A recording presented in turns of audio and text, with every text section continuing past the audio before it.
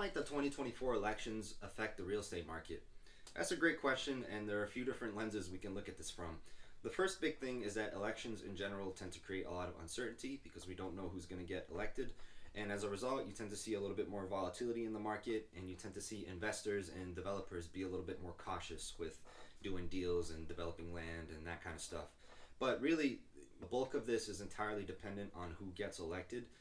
There are certain areas that both sides have expressed the desire to improve and address. The first big one is housing affordability and housing supply. We've heard ideas come up like rent control, increased funding to families in need of affordable housing, and incentives for developers and investors to build more homes, just produce more places for people to live.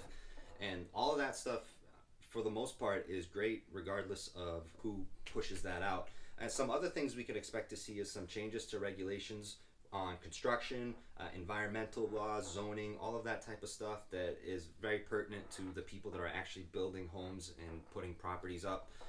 And then we're also seeing a lot of desire to improve the economy, stimulate economic growth, and potentially drop down interest rates, which would help a lot of people begin to afford more housing. So there's a lot going on here, and like I said, it's entirely dependent on who gets elected. But personal opinion on this is, regardless of who gets elected, if you're trying to improve your life in some way, whether it's your health, your finances, your relationships, whatever it may be, for the most part, that's going to fall on you. It's going to be in your hands and in your control to make those changes, regardless of who gets elected. So if you want to get into real estate, or if you want to do something else with your life, don't fixate so much on the election and focus on how you yourself can make that change and produce the life that you want to live.